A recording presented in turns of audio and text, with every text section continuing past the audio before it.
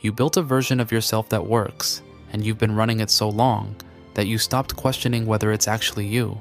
It gets you through the room. It keeps people at a comfortable distance from the parts you'd rather they didn't see.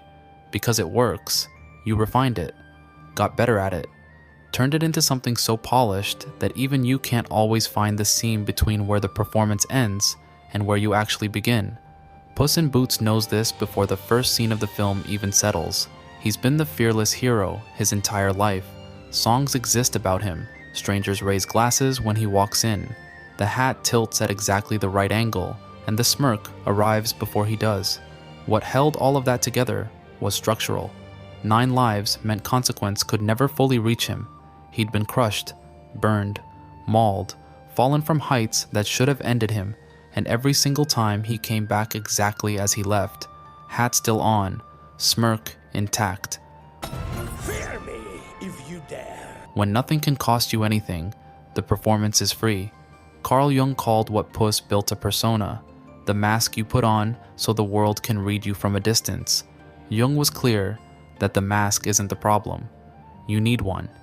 A face for the office, a face for family dinner, a face for the moments when showing up as the whole version of yourself would cost more than the moment is worth. The problem is wearing it long enough that you forget it's there. Jung called this persona possession, the point where the role and the person become so fused that the person can't locate themselves underneath anymore. And here is the part that makes it so insidious. The fusion doesn't happen dramatically. It happens the way a river carves a canyon, slowly, invisibly, one day at a time, until the shape of the land has completely changed, and you can't remember what it looked like before the water started moving. Puss at the start of this film isn't pretending to be the fearless hero. He has become him. The words don't feel like a costume. They feel like the truth. Think about the first time you realized a version of you was getting rewarded. Maybe it was the version that stayed calm when everything around you was falling apart. Maybe it was the version that handled things so efficiently that people stopped asking if you needed help. You noticed what that version got you: respect, reliability, the quiet comfort of never being the one who needed something. So you kept running it, got better at it. At some point, the version of you that only comes out in the dark started feeling like an inconvenience. The part that's uncertain, tired in ways you can't explain to anyone. The part that has fears you've never said out loud, because saying them out loud would mean the performance wasn't as complete as everyone thought. You show people the version of yourself you've decided is safe to show, and you keep the rest somewhere quieter. Here's what that costs over time. The longer the performance runs, the less practice the underneath version gets at being alive. You stop reaching for it in the ordinary moments because the other version is faster and smoother and already knows its lines. The gap between the person being seen and the person doing the seeing gets wider. You start to feel it on the ordinary days, not in a crisis, just on a Tuesday. A quiet sense that the version of you walking through your own life isn't entirely the one who lives there. And the worst part is that nobody around you notices, because the performance is good, because you made it good, because every year you spent refining it means the people closest to you have only ever seen the polished version and have no idea there is another one underneath it waiting for permission to exist. Puss doesn't know any of this yet. He's still in the tavern, still singing the song about himself, still being applauded by a room that loves the hat and the boots and the legend. Then a hooded figure walks in. The whistle starts. Everything the performance was built to outrun finally walks through the door. The animation slows when the wolf arrives. The frame rate changes. A high, unhurried whistle threads through the room and never quite leaves. When the wolf lifts his head and locks eyes with Puss, the film has already told you what your gut already knew. This isn't a bounty hunter. This isn't a rival. This is death. I don't mean it metaphorically or rhetorically or poetically or theoretically. Watch Puss in this fight. For the first time in any film he's ever appeared in, the swagger doesn't work. The smirk doesn't land. The flourish that always made his enemies blink doesn't make this one blink. Then the wolf draws blood. A single thin line on Puss's paw. The first wound of his entire existence. Something in him breaks. He runs, hides under a bed, and shakes. Retires from being himself, because what Puss just learned in a single cut on a single paw is that he's been on his last life without knowing it. The structure that subsidized the bravado is gone. The performance has nothing left under it. Director Joel Crawford and storyboard artist Taylor Meacham made a specific decision here. They explicitly rejected having Puss verbalize his fear, because after a lifetime of denying it, talking about it would feel insincere. So they depicted a panic attack instead, drawing directly on their own personal experiences to make it physiologically accurate. The rapid breathing, the chest tightening, the world narrowing, the grounding through controlled exhales. If you've ever had one, you recognize it immediately. That specific terror that doesn't announce itself as fear, but arrives as the feeling that your body is shutting down, and the walls are closing, and the thing you've been outrunning has finally closed the gap. It doesn't feel like an emotion. It feels like a medical emergency. And the cruelest part is that it usually arrives when nothing specific is wrong. No wolf, no threat. Just an ordinary moment where the weight of everything you've been carrying finally decides it isn't going to be carried quietly anymore. The panic attack isn't triggered by the wolf being in the room. It's the cumulative weight of a lifetime of denied fear breaking through all at once. Everything Puss didn't allow himself to feel for 9 lives, arriving at the door simultaneously, demanding to be let in. Ernest Becker wrote about exactly this in 1973 in a book called The Denial of Death, which won the Pulitzer Prize the year after publication. His argument was that humans are unique among animals in being fully conscious of their own mortality, and that knowledge is so unbearable that almost everything we do, consciously or not, is built to keep it at a distance. He called the strategies we use immortality projects: fame, legacy, heroism, the story of being someone who matters enough to symbolically transcend the body that is going to fail. Puss's fearless hero identity is, in Becker's exact terms, an immortality project. By being Puss in Boots, a legend, a name, a song, he transcended Puss the cat with a finite body and a beating heart. As long as the legend held, he didn't have to feel the terror underneath. When the immortality project collapsed, the terror it was holding back arrived all at once with nothing else inside him built to receive it. Becker's most devastating observation was this: the immortality project doesn't just protect you from the fear of death, it protects you from the fear of being ordinary, of being replaceable, of being the kind of person whose absence the world would barely notice. Most of the masks people build are not built to hide weakness. They are built to hide the suspicion that without the mask, there is nothing underneath extraordinary enough to justify taking up space. That is the fear underneath the fearless hero, that without the legend, Puss is just a cat. And you know this fear, maybe not in those words, but you felt it in the moment before you walk into a room full of people you want to impress, in the silence, after you've said something vulnerable and you're waiting to see how it lands, in the Sunday afternoons, when the performance is offline and you sit with yourself and wonder who exactly that is. You've had a moment when the structure holding your identity together cracked, a diagnosis, a layoff, a breakup that took the role you were performing inside the relationship and left you holding the costume, a parent dying and suddenly being at the top of the family tree with no one above you to be a child to. Maybe it was quieter than any of that, a birthday that landed wrong, a body that started not doing what it used to do, a Sunday afternoon where the house was clean and the work was done, and you sat down and felt the floor open up underneath you for no reason at all. The version of you that you'd been performing for years didn't know what to do with that moment, because it was built specifically to never have to be in one. That's the cost of a long performance. The longer it runs, the less practice the underneath version has at being alive, and the more the only language you have for yourself is the language of the role. When the role gets interrupted, you find yourself in the body of someone you don't recognize, holding no script. Puss tries to get the structure back. He goes looking for the wishing star, a magical artifact that grants one wish, and his wish is to restore his 9 lives, to return the buffer, to go back to being unkillable so he can go back to being fearless. Terror management theory, developed by Jeff Greenberg, Sheldon Solomon, and Tom Pyshinsky in 1986, building directly on Becker's work, describes this exactly. When humans are reminded of their own mortality, the first instinct is to clutch harder at whatever buffer was holding the death anxiety at bay. We don't at first accept the news. We try to repair the wall.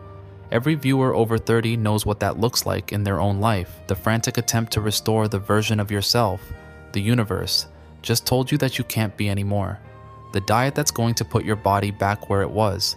The relationship you keep trying to revive, past the point of reviving. The career pivot, that's secretly an attempt to feel the way you felt at 24. The performance you keep refining, because if you can just get it right, you won't have to deal with whatever it was hiding. He doesn't try to become a different cat.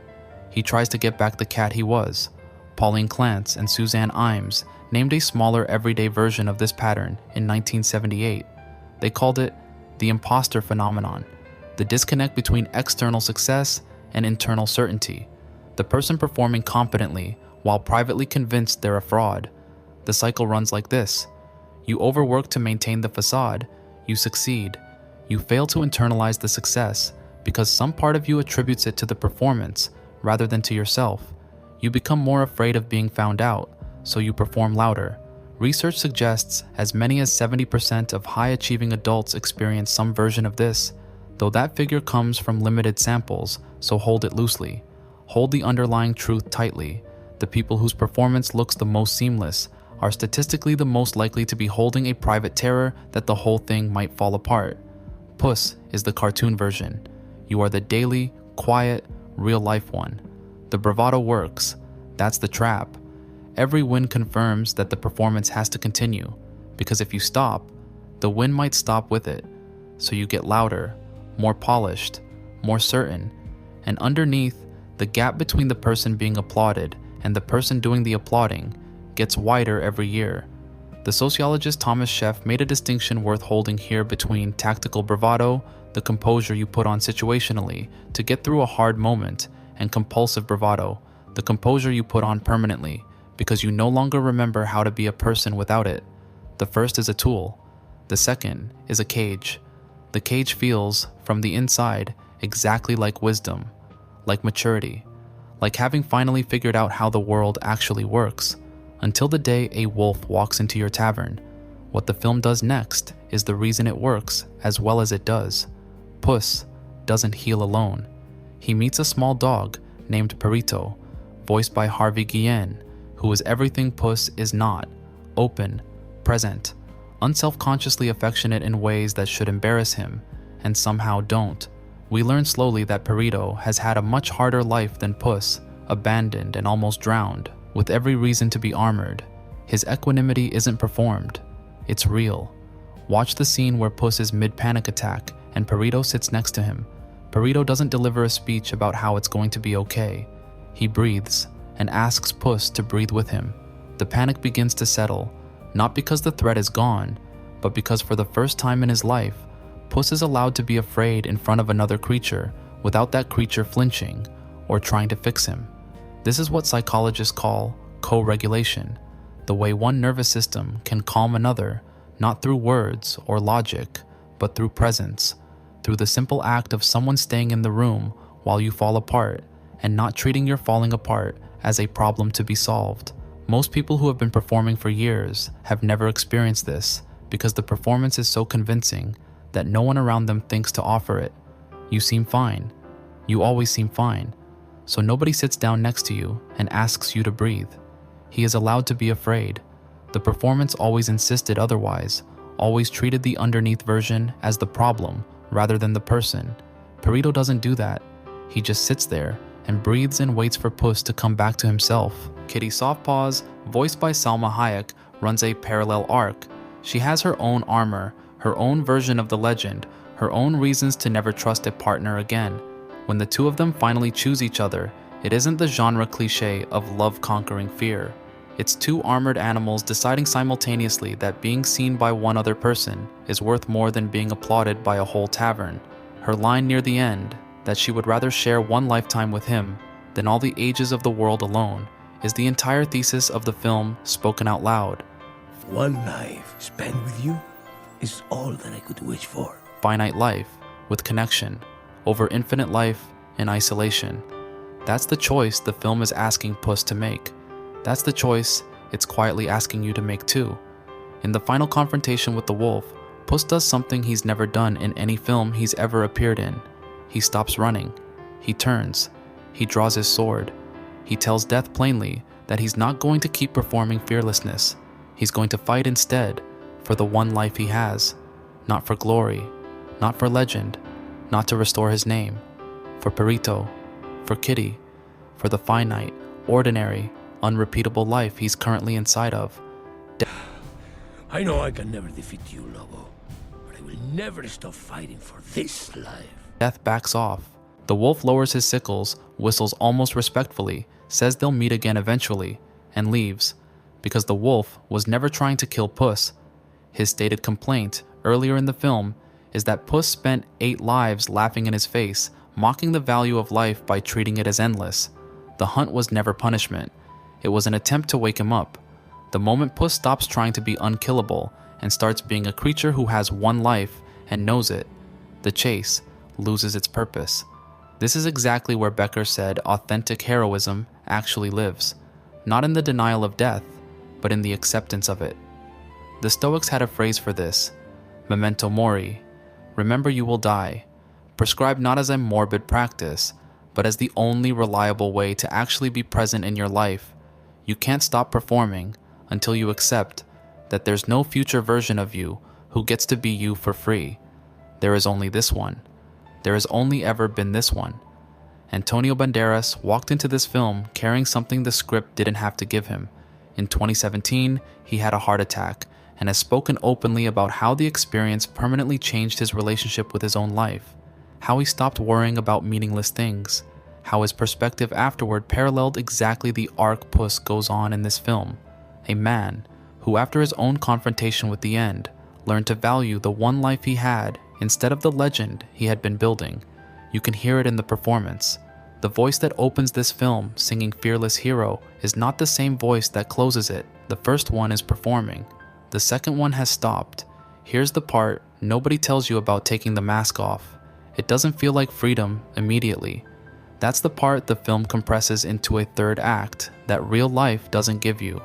In real life, the first time you stop performing, the first time you say the true thing instead of the safe thing, or let someone see you uncertain instead of composed, it feels wrong, exposed, like you've made a mistake, because the performance was also a protection, and protection, even when it's hurting you, feels safer than the open air. The underneath version of you hasn't been in public in a long time. She's not polished. She doesn't know her lines. She says things that land slightly wrong and takes up space in ways that feel uncertain. And the first few times you let her out, the gap between her and the performance version will feel embarrassing rather than liberating. That gap closes, slowly, with practice, with the specific practice of choosing her over the other one in small moments, on ordinary days, without waiting for a wolf to force the issue. You don't need a forced confrontation. You don't need a dramatic third act. You just need the next moment when someone asks how you're doing, and the honest answer is different from the easy one. Start there. Say the honest one. See what happens. Most of the time, the world doesn't end. Most of the time, the person you said it to exhales slightly, because they've been waiting for you to say a true thing, because they've been watching the performance and wondering when you were going to stop and let them actually know you. That's what Perito was offering Puss all along. Not rescue, not a solution, just a witness. Someone to be in the room with the underneath version without flinching. You have one life. The hat is optional. The underneath version of you has been in the dark long enough. She's not the problem. She never was. She's the only version of you that can actually be known, actually be loved, actually be there when the performance finally runs out of road. Put the hat down, not forever, just for this moment, just long enough to remember what your face feels like without it. That's all it ever takes to start.